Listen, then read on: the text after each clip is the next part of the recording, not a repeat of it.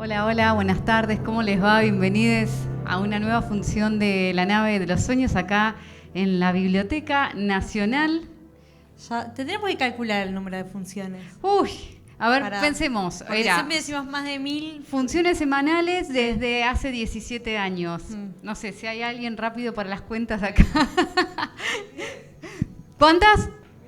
Podríamos así como hacer como una especie de tanteo, ¿no? A ver, ahí hay alguien que dice 1010. Vamos a ver. Bueno, ¿cómo va, Noé? Y aparte no solo eso, sino que son las últimas. Las últimas 3 funciones. O sea, esta es la... Esta es la. Después de esta quedan dos más. Exactamente. Así que siempre lo repetimos para aquellos que vienen por primera vez. Todos los martes, por lo menos de acá al 13 de diciembre, estamos presentando películas. Creo que quedan 3 documentales. 3 documentales y además muy nuevitos. Sí. ¿No es cierto? Así que bueno, para nosotros siempre decimos es un lujo poder contar con lo nuevo que se está haciendo en el cine argentino, además de aportar de alguna manera, creemos también a la difusión y que se conozca efectivamente para que después el público pueda terminar encontrándose con estas películas. Así que bueno, yo arrancaría así ya. ¿Te parece? Sí. Dale, vamos. Bueno, invitamos a los realizadores de Crónicas de un Exilio, los recibimos con un fuerte aplauso. Ahí estamos. Lo que yo voy a hacer es presentar, si te parece. Dale, buenísimo. Bueno, yo soy Micaela Montes, soy directora y guionista. Ahí tenemos a Pablo Guayar, director y guionista.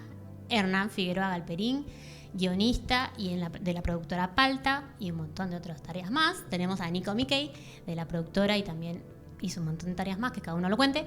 Y tenemos a Carlos Cambariere, que hizo la música, la edición y también el guión. Genial. Somos todos.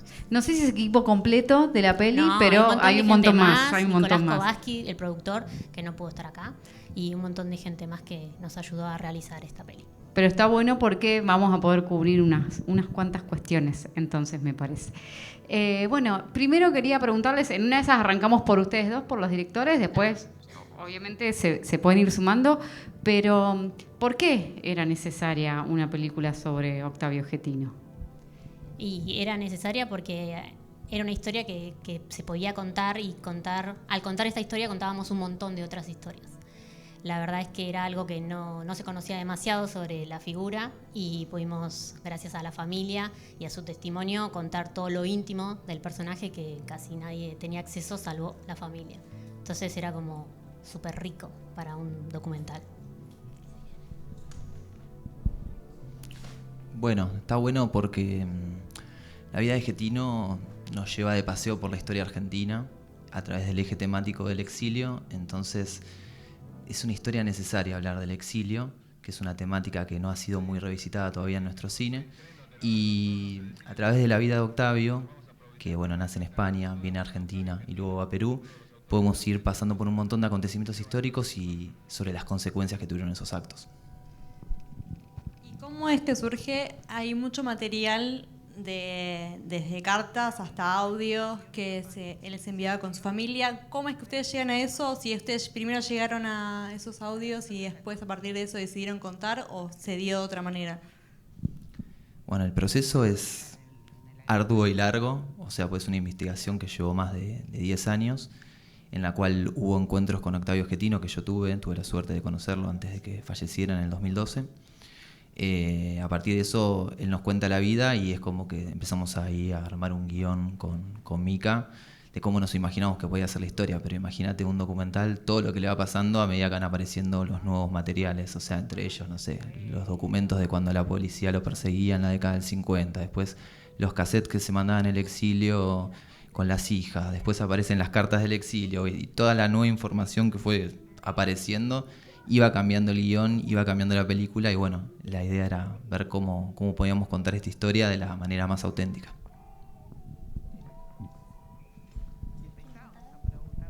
Vamos a darle la palabra al editor. Bueno, me agarró desprendida no, bueno, lo que sea un poco, sumar algo a lo que dijo Pablo, tenía que ver con que la verdad que la aparición de los audios, de los cassettes de las niñas y y las cartas permitió darle un enfoque mucho más personal a la película, que al principio cuando se arrancó tenía una pretensión un poco más histórica, y como que eso fue como un antes y un después en el trabajo, en el proceso, porque fue como decir, ok, ahora podemos contar la historia desde un punto de vista personal y desde la microhistoria y no tan desde el análisis histórico del archivo histórico, etcétera, que la película tiene mucho de eso, pero nos permitió ir jugando todo el tiempo entre la macrohistoria y la historia personal, y eso creo que fue lo que enriqueció mucho a la película y le dio una singularidad, me parece. No, solo para agregar que creo que es difícil contar cosas de la película sin spoilear nada y sin contar cosas que me parece que está bueno contarlas después. Pero me parece que sí, que el material de archivo y todo el material que hay juega un papel muy importante, y básicamente dejó de aparecer material de archivo cuando dejamos de buscar. O sea, si buscábamos cosas para seguir agregando a nivel material de archivo, iban a seguir apareciendo. Hubo que poner como un balance, un equilibrio, y decir, bueno, momento de construir con lo que encontramos, y por suerte aparecieron piezas muy importantes a último momento, que también, bueno, en esas cuestiones como los procesos se arman, creo que ahí dijimos, bueno, tenemos lo que necesitamos y conseguimos un montón de diversas maneras. Pero bueno, un poco esa fue también cómo se involucró todo el material que fue apareciendo a lo largo de la película. No sé si vos querés agregar. No, sí, agregar también que, bueno, hacer un documental es adaptarse a lo que tenés y muchas veces a lo que no tenés. Esta película logró tener mucho material de archivo, pero también muchas cosas que no teníamos maneras de cómo contarlas. Y frente a eso, bueno, también hicimos una búsqueda estética bastante fuerte en el uso de Super 8, que bueno, ya lo van a ver en la película. Y por otro lado también, digamos que más allá de ser una película sobre Octavio, es muy fuertemente una película sobre la visión de una familia y la militancia y los lugares agridulces de la propia militancia en esas épocas, que a veces no están tan tratados. No con eso es que está bien o está mal, sino simplemente que la idea era conflictuar un poco qué es lo que sucede con sus hijas que se quedan acá en medio del exilio. Entonces, digamos, la película trata de profundizar mucho eso, y bueno, ya la van a ver, no sé qué más decir.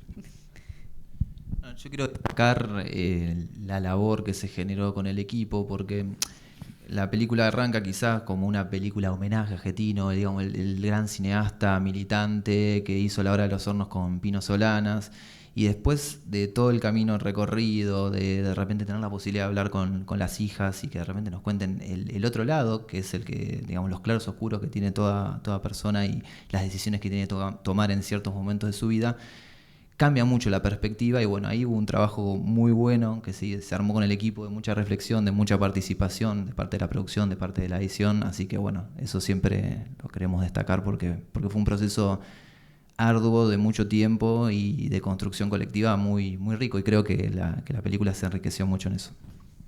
Buenísimo. Justo iba a hacer una acotación al respecto, porque digamos, uno siempre piensa o tiene como una idea de que de repente los directores, la directora, el director son un poco, bueno, precisamente quienes dirigen y que dicen, bueno, tenemos que hacer esto, tenemos que hacer el otro, y que tal vez el montajista recibe el material, se ciñe a un guión y listo, y por lo que ustedes nos estaban contando, no fue así, para nada. No fue para nada así. La verdad que desde la productora, digamos, todos los 3 productores de la película, más Charlie, el editor, digamos, nos pusimos mucho también al hombro junto a ellos la película, a participar en todas las sesiones de montaje, en todas las decisiones estéticas, en todas las decisiones estructurales, y fue un trabajo muy colaborativo, digamos, no fue un trabajo al estilo, bueno, hay una persona y hacerle caso a un guión. De hecho, el guión literario, digamos, no quedó casi nada porque la película cambió, por esto que está diciendo Pablo. Nos teníamos un rodaje en Perú y aparecieron cartas una semana antes, cartas que las van a escuchar en la película, difícil sin spoilear, una semana antes de que viajemos a Perú. Y casi todo lo que fuimos en Perú no quedó en la película, porque nos cambió la película. Y así sucesivamente fue cambiando. Y fue, sí, un trabajo muy, muy colaborativo y bueno, y de mucho laburo de montaje y de música, que para mí lo que hizo Charlie es increíble. No, simplemente para completar esto que decían ustedes, no creo que las películas puedan respetar una regla general de cómo se produce por ser un proceso muy complejo. Y creo que cada película es un mundo. En este caso se dio de esta manera, quizás en otros casos se da de otra manera.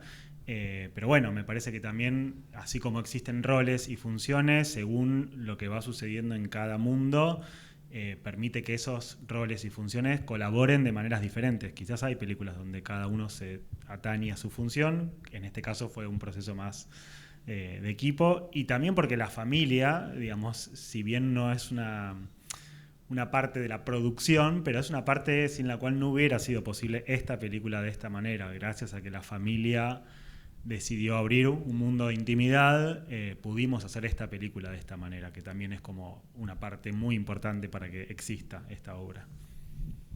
¿Y cómo fue crear ese vínculo con la familia? Porque eran ustedes que venían de afuera, eran desconocidos para ellos. ¿Cómo fue creándose para que ellos se abrieran y tuvieran esa confianza con ustedes?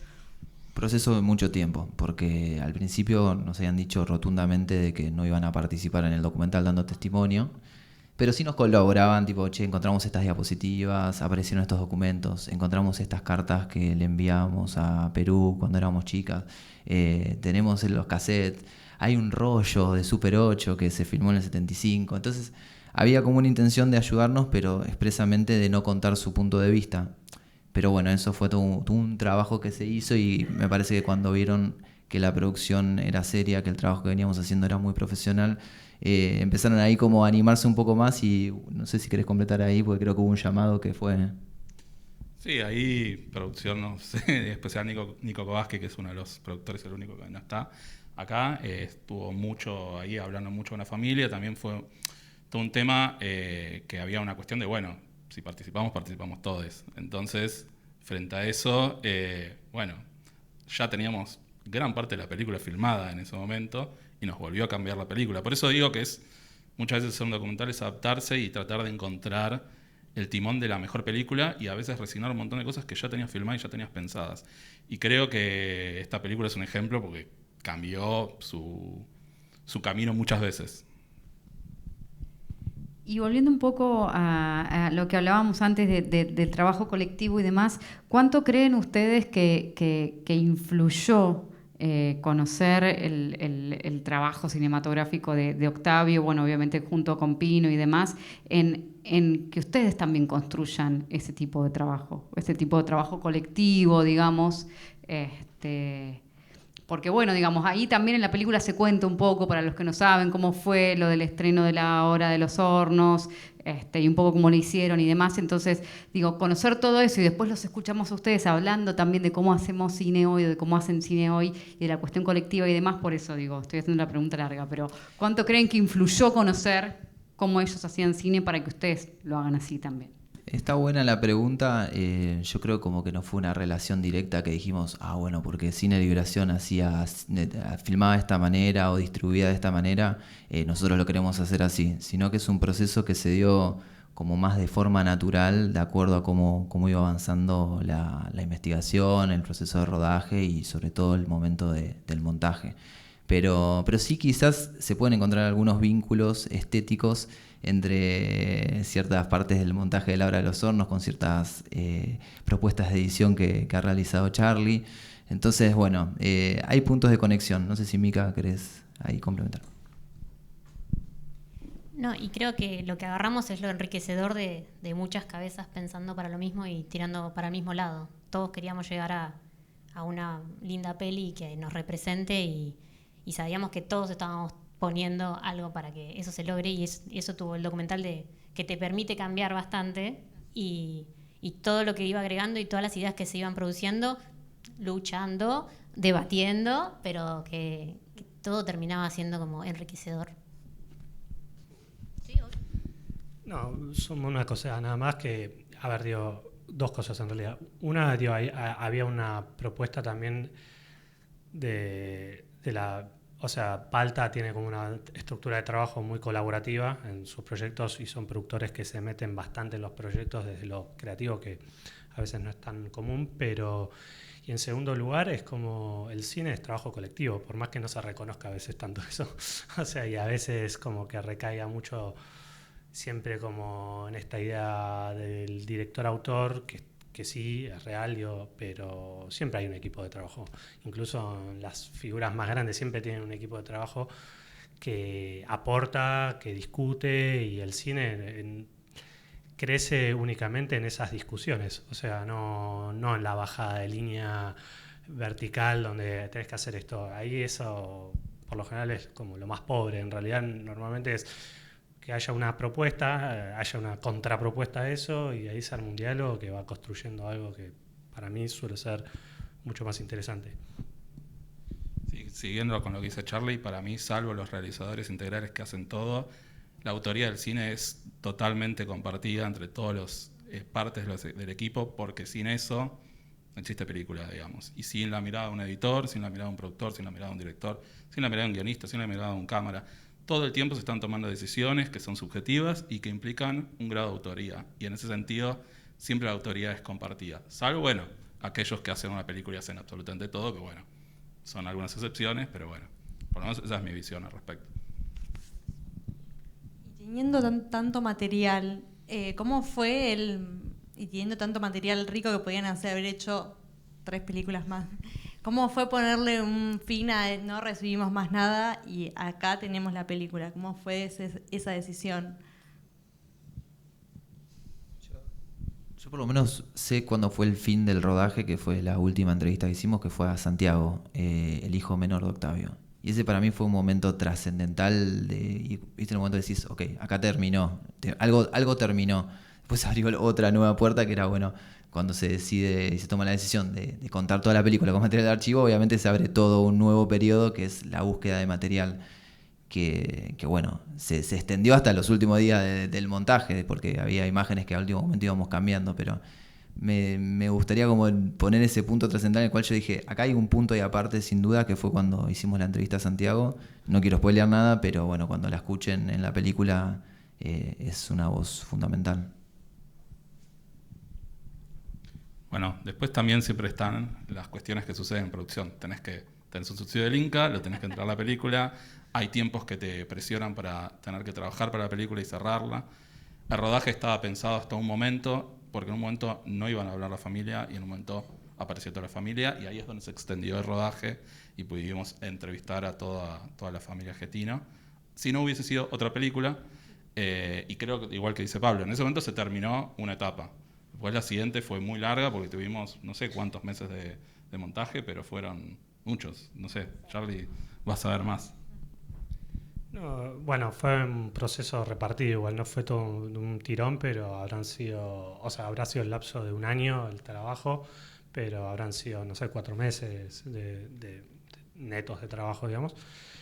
Y, digamos, respondiendo a tu pregunta, me parece que la película no se termina, digamos, o sea, creo que, o yo hace rato que no la veo, seguramente me voy a sentar a verla y voy a decir, sigamos editándola, sigamos cambiándole cosas, sigamos probando cosas nuevas, por qué dejamos fuera tal cosa, por qué dejamos eso. O sea, digo, los procesos simplemente llega un momento que decís, bueno, ya está. O sea, es la mejor versión en el momento en que la estábamos haciendo, digamos, ¿no? Y uno sigue creciendo y cuando la vuelvo a ver diría, bueno, es raro que uno vea algo que hizo antes y diga, está perfecto. Significa que no, o no creciste demasiado, o no viviste demasiadas cosas nuevas. ¿Y cómo pensaron este momento, el momento de la exhibición? ¿De estar acá?